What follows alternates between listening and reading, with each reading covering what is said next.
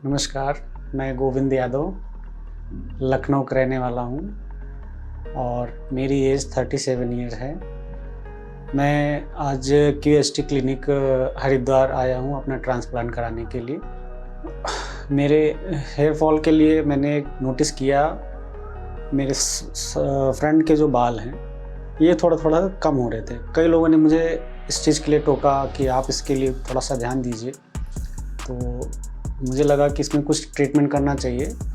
मैंने कई derma clinic पे जाके अपना ट्रीटमेंट के लिए किया भी, लेकिन उसको करने से मुझे कोई बेनिफिट नहीं मिला, लेकिन ये बढ़ता ही चला गया धीरे-धीरे करके। और ये प्रॉब्लम मुझे लग रहा कि शायद मैं कुछ स्ट्रेस लेता था किसी चीज़ को लेके, कुछ मेरी मदर एक्सपायर हुई और कुछ और पहले कुछ चीज़ें हुई, उसकी वजह से भी हो सकता है। और थोड़ा-सा ट्रैवल भी रहता था मेरा इस टाइप का कि उसमें डस्ट वगैरह ये सब चीज़ें होती थी। ये सब करने के बाद मुझे यही समझ में आया कि जब इतना ट्रीटमेंट करने के बाद भी मेरे बाल नहीं आ रहे हैं, नहीं रुक रहा है हेयर फॉल, तो मुझे यही समझ आया कि मुझे ट्रीटमेंट के बजाय अपना ट्रांसप्लांट के लिए सोचना चाहिए और मैं आज इसी के लिए यहाँ पे आया हूँ। ये हेयर फॉल से रिलेटेड प्रॉब्लम मुझे लगभग 5 से 7 साल पहले से हुई थी।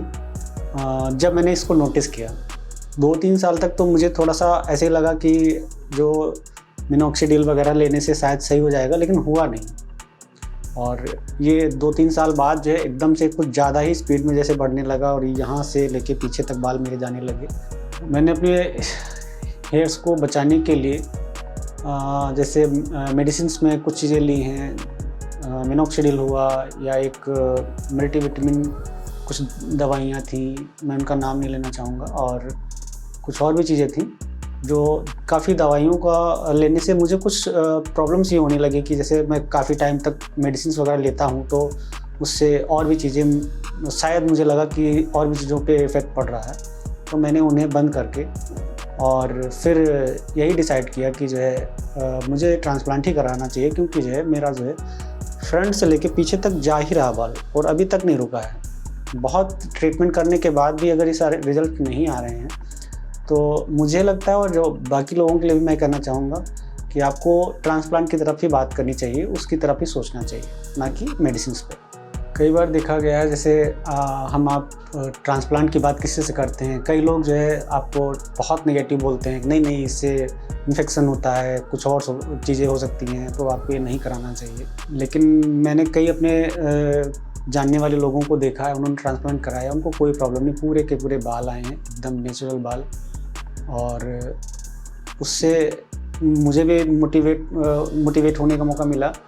दूसरा ये है कि मेरी फैमिली में भी लोगों ने कई बार कहा कि क्यों करा रहे हो, ऐसे भी ठीक लग रहा है और इतना करने से कोई कुछ हो नहीं जाने वाला है। लेकिन मुझे लगता है कि इससे थोड़ा-सा अपना कॉन्फिडेंस लेवल जो होता है वो डाउन होता है कहीं ना कहीं पे।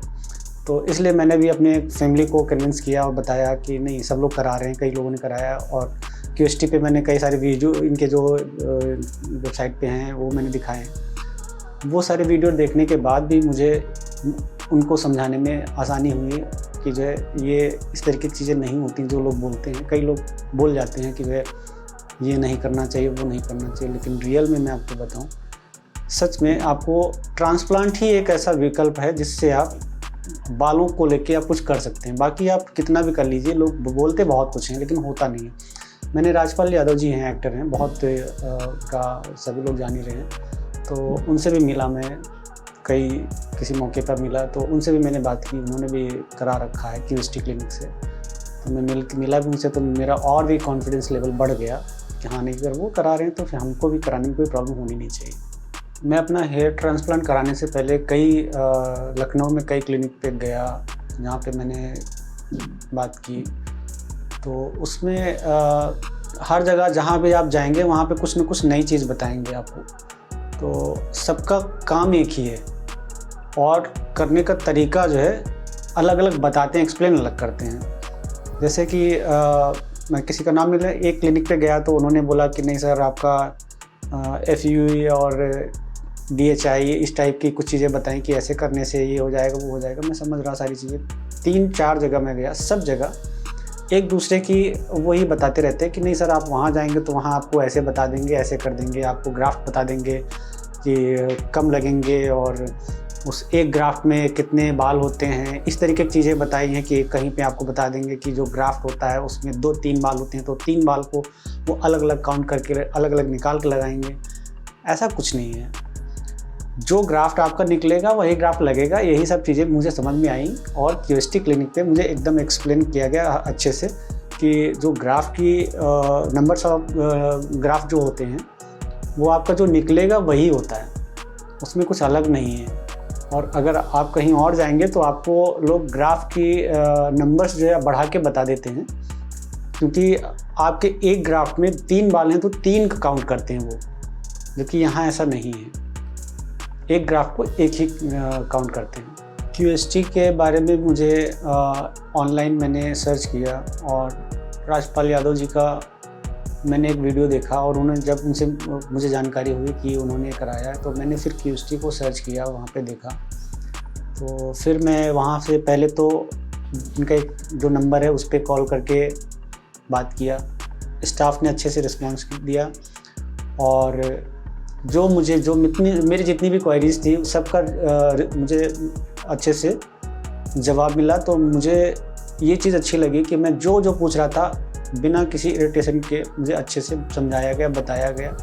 फिर उन्होंने ये भी कहा कि अगर आप चाहें तो एक बार हमारे डॉक्टर से भी बात कर सकते हैं, हमारी टीम है उनसे भी बात कर सकते हैं, या आप विज़िट करना चाहें तो विज़िट कर सकते हैं। तो वीडियोस और बात करने के बाद फिर मैंने प्लान किया, मैं हरिद्वार आया, एक दिन का यहाँ पे स्टे किया और क्यूएसटी क्लिनिक आके डॉक्टर से मिला। उन्होंने मुझे बहुत अच्छे से रिप्लाई दिया, हर चीज़ का मुझे जितनी भी मेरी क्वेरीज थी उनको समझाया अच्छे से। मुझे पहले लग रहा था कि बहुत शायद ऐसी चीज़ें होंगी जो शायद डॉक्टर से मैं ना पूछ पाऊँ, या हो सकता है डॉक्टर ना भी बताएं, लेकिन डॉक्टर ने मुझे सारी चीज़ें से अच्छे से समझाई, एक्सप्लेन की। मुझे अच्छा लगा, तभी मैंने सोचा कि अगर ये सीनियर डॉक्टर हैं यहाँ के और मुझे अच्छे से रिस्पॉन्स कर रहे हैं तो मैं इन्हीं से ही कराना चाहूँगा, यहीं पे कराना चाहूँगा। और बाकी टीम इनकी बहुत अच्छी है, आप जिस स्टेप पे जहाँ पे भी जाएंगे हर जगह आपको कोऑपरेट करेंगे, अच्छे से बात करेंगे और पूरा रिस्पॉन्स मिलेगा। क्यूएसटी में ट्रांसप्लांट कराने के बाद मैं चाहूँगा कि मेरे जो पहले बाल थे उस टाइप से बाल फिर से आ जाए। और मैंने वीडियोज़ में देखे हैं इनके यहाँ जो क्यूएसटी के, उस पर कई सारे लोगों के पूरा का पूरा ये पोर्शन जा चुका था, एकदम गायब था, चिकना हो चुका था, उसमें बाल एक भी नहीं थे। उन लोगों ने जब ट्रांसप्लांट कराया उनके पूरे के पूरे एक अच्छी डेंसिटी थी, पूरे बाल थे। उनको देख के मुझे लगा कि मेरे भी बाल इस तरीके से आ सकते हैं। और रियलिटी में मैंने चेक की यहीं पे आके, जब मैं यहाँ पे फर्स्ट टाइम विज़िट करने आया था तो एक बंदे को मैंने देखा जो यहाँ से ट्रांसप्लांट कराया हुआ था नवंबर 2023 में। उस बंदे के पूरे बाल थे, उसने अपनी फ़ोटो दिखाई, उसका एम बना हुआ था, इतना % बाल था, बाकी ये पूरा गायब था दोनों तरफ से। और जब उसके मैंने बाल देखे तो मुझे यकीन नहीं हो रहा था कि इतने बाल आ सकते हैं। पूरे के पूरे यहाँ से पूरी हेयरलाइन बढ़िया बनी हुई थी, जैसा वो चाह रहा था बंदा उस तरीके की हेयरलाइन थी। उसने पूरे डिज़ाइन दिखाए कि मुझे सर्जरी से पहले डिज़ाइन बना के दिखाया गया और उसको वही एकदम जो उसने डिज़ाइन किया गया सेम वही उसकी थी। वो उसको देख के मुझे बहुत खुशी हुई कि हाँ मैं भी हो सकता हूँ ऐसा।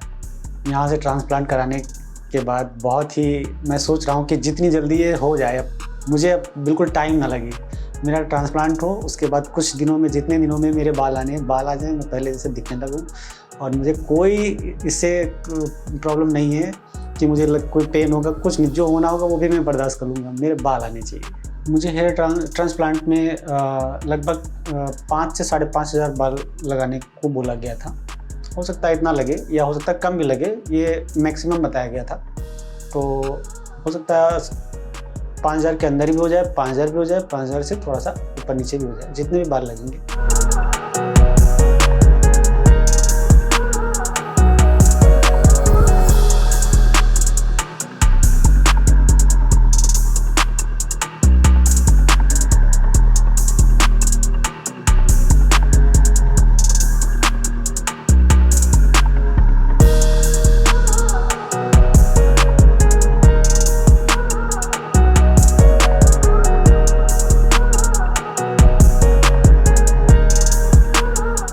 देख रहे हैं कि मेरी सर्जरी अभी 10-15 मिनट पहले होके मैं अभी ओटी से बाहर आया हूँ और मुझे ये देख सकते हैं इसमें कितने ग्राफ्ट लगे हुए हैं। मुझे ओटी में कोई प्रॉब्लम नहीं हुई। मैंने अच्छे से वहाँ पे मुझे बीच में कुछ खाने पीने को भी मिला, पूरा सपोर्ट मिला, पूरे स्टाफ का अच्छे से कोऑपरेट किया और मुझे कोई इस तरीके का पेन नहीं हुआ। हल्का सा एनेस्थीसिया के टाइम पे पेन होता है, उसके बाद कोई पेन नहीं हुआ। तो अगर आप लोग इस चीज़ से घबराते हैं तो बिल्कुल मत घबराएं, बहुत अच्छे से हो जाता है। मेरी सर्जरी में मुझे इसमें 5200 ग्राफ्ट लगे हुए हैं। इसमें आगे फ्रंट का ये है और ये थोड़ा सा पीछे का एरिया है। इस सर्जरी से रिलेटेड जो भी मेरा आगे का वीडियो रहेगा, जो भी एक्सपीरियंस रहेगा, मैं आपके साथ शेयर करूँगा। Thank you KST।